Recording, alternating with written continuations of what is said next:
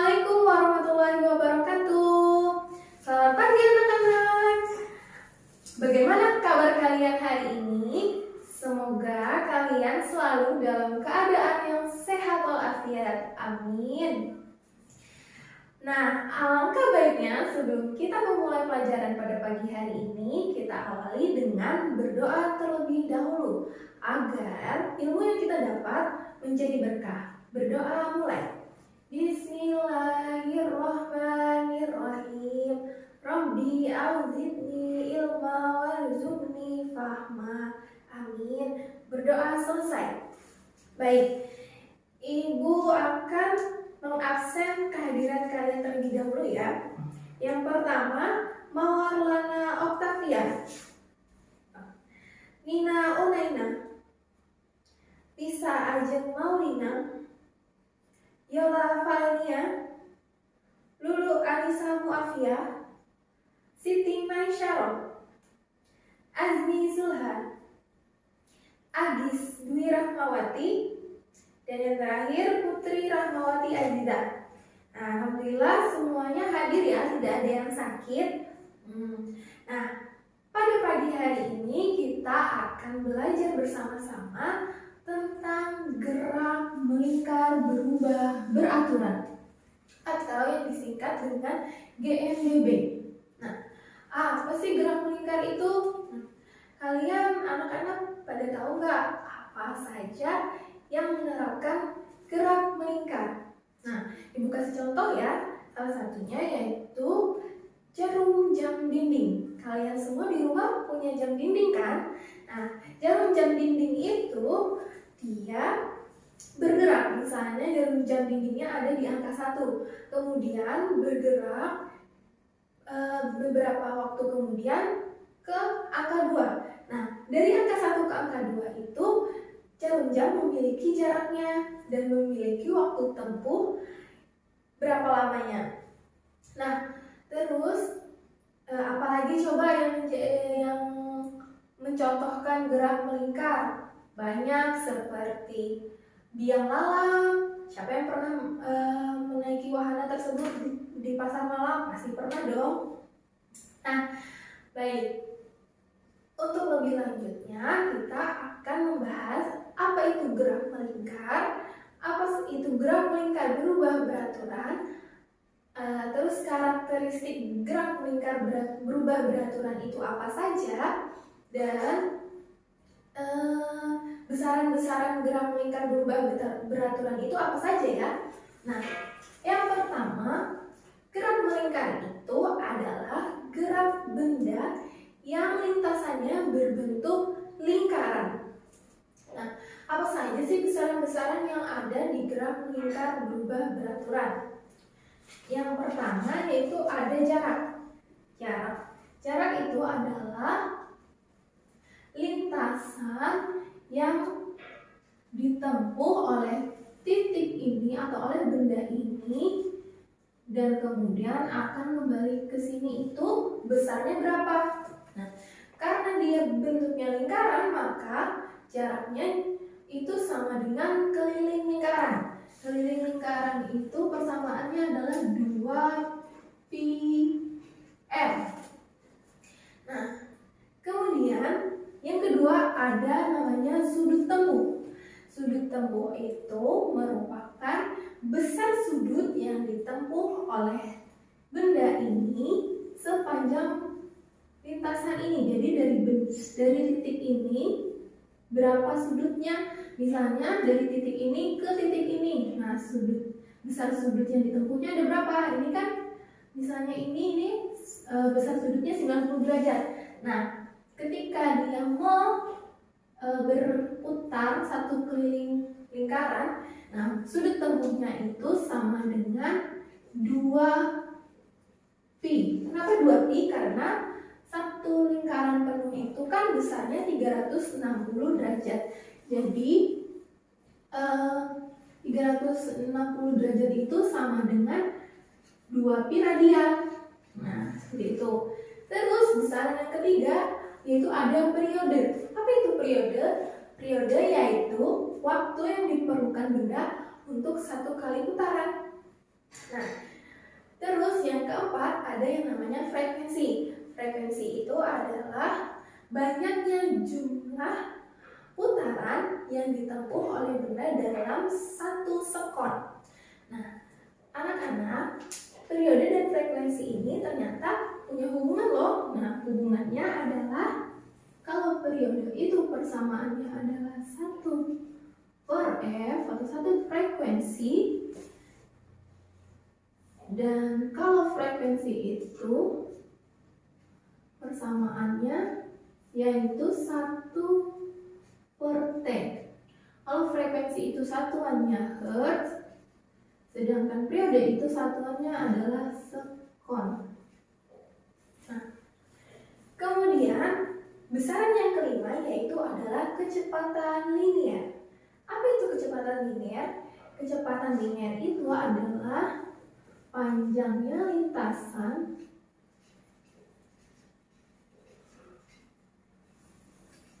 yang ditempuh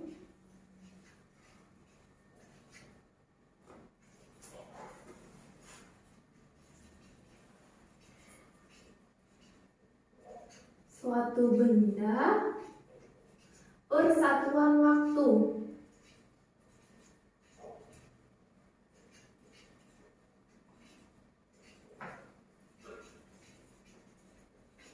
Kecepatan linier ini biasanya dilambangkan dengan V. Nah, karena V itu pada gerak lurus, kan sebelumnya kita sudah belajar kalau kecepatan linier itu sama saja dengan S atau jarak dibagi waktu. Nah, jarak di dalam gerak melingkar itu berarti kan keliling lingkaran ini. Nah, makanya di sini kita bisa menuliskannya menjadi 2πr. Sedangkan waktunya itu adalah periode. Kenapa periode? Karena waktu yang diperlukan benda itu 1 kali putaran ini yaitu periode. Makanya dibagi dengan periode. Nah, kemudian ada besaran yang keenam yaitu kecepatan sudut. Apa itu kecepatan sudut? Kecepatan sudut yaitu besarnya sudut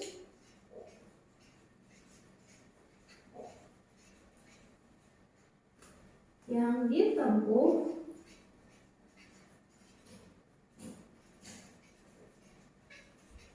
per satuan waktu.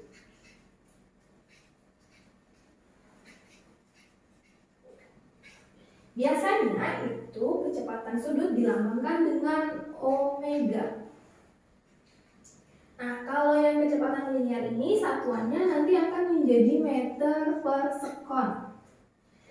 Kecepatan sudut itu tadi kan besarnya sudut yang ditempuh per satuan waktu. Nah, besarnya sudut yang ditempuh itu kan 360 derajat. 360 derajat itu sama dengan 2π.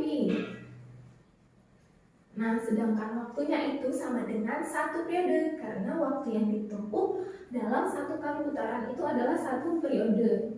Nah, anak-anak, di sini kita bisa menemukan hubungan antara kecepatan sudut dengan kecepatan linier. Apa itu? Di kecepatan linier, ini kita bisa melihat ada 2π/t. 2π/t itu adalah persamaan dari kecepatan sudut, sehingga kecepatan linier kita bisa menuliskannya menjadi omega dikali f. Nah, ternyata tidak hanya 1 persamaan saja yang bisa kita gunakan, ternyata ada persamaan lain. Nah, Bu, bagaimana caranya buat bisa mengingat 1 saja persamaan? Nah, ini kalian bisa membuatnya singkatan dengan power. Gampang bukan? Nah, jadi fisika itu tidak sulit. Oh ya, Ibu ada yang kelupaan. Ternyata kecepatan linier ini adalah kecepatan yang selalu menyinggung lintasan lingkaran. Nah, ketika benda ada di sini, dia akan mengarah dan selalu menyinggung lintasan lingkarannya. Ketika di sini juga juga menyinggung lintasan lingkaran, ketika di sini juga seperti itu. Nah, besar kecepatan linear itu tetap, tetapi arahnya itu berbeda-beda atau berubah-ubah. Nah, kenapa arahnya berubah-ubah?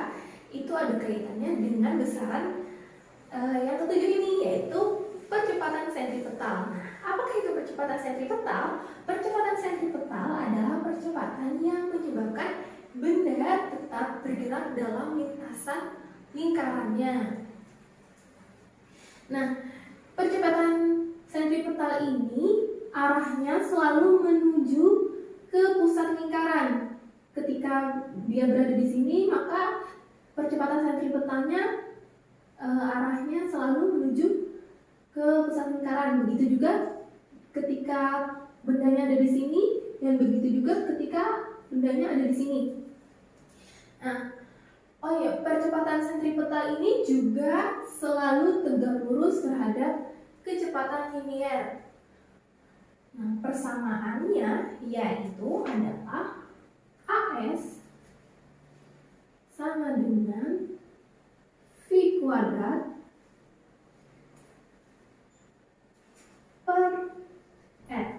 V kuadrat itu adalah kecepatan linearnya, sedangkan R-nya itu adalah jari-jarinya.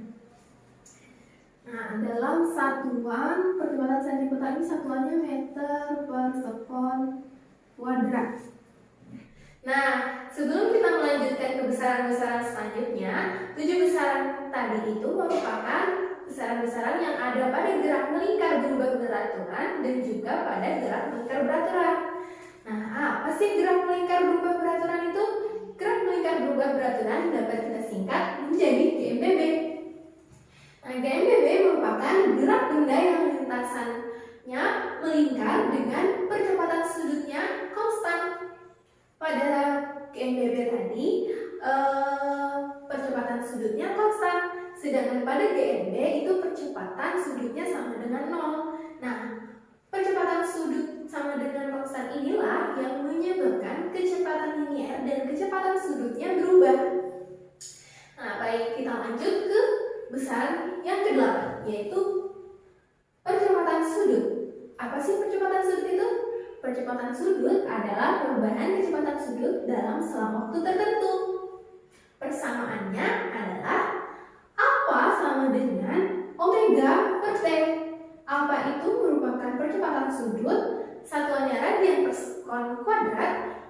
Omega itu sebagai kecepatan sudut, satuannya radian per sekon, dan T itu adalah waktu, satuannya adalah sekon. Nah, syarat-syarat lainnya untuk GMBB yaitu kecepatan linear dan kecepatan sudutnya berubah. Apa yang terjadi jika kecepatan linear dan kecepatan sudutnya berubah? Mari kita bahas satu persatu ya. Yang pertama yaitu kecepatan linearnya berubah. Apa yang terjadi jika kecepatan linearnya berubah? Jika kecepatannya berubah, pasti ada yang namanya percepatan. Nah, arah percepatannya ini kemana? Untuk mengetahui arah percepatannya, kita dapat menggunakan dengan arah vektor dari delta V, yaitu persamaannya delta V sama dengan V2 dikurang V1, atau kecepatan akhir dikurangi kecepatan awal. Misalnya saya punya arah vektor kecepatan akhir itu arahnya ke sini.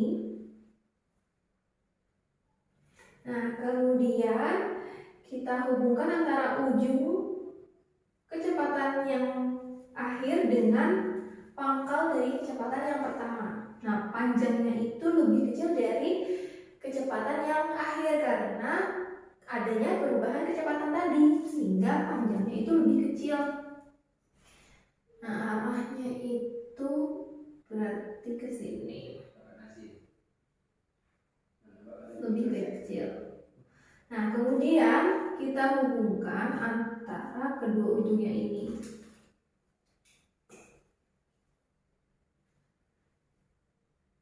Nah, inilah yang dinamakan dengan arah percepatan. Kita bisa menggambarkannya di sini. seperti ini. Ini arah percepatannya. Nah, arah percepatannya kita kan nggak tahu kemana, ini tuh belum jelas arahnya kemana. Disinilah kita kembali menggunakan yang namanya fungsi vektor atau penyebelahan vektor komponen. Nah, misalnya saya punya vektor yang arahnya itu sembarang seperti ini.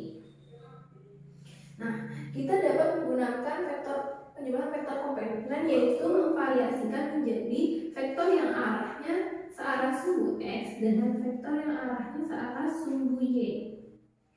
Nah, jadi yang arahnya searah sumbu X itu percepatan sentripetal, sedangkan yang arahnya searah sumbu Y itu percepatan tangensial.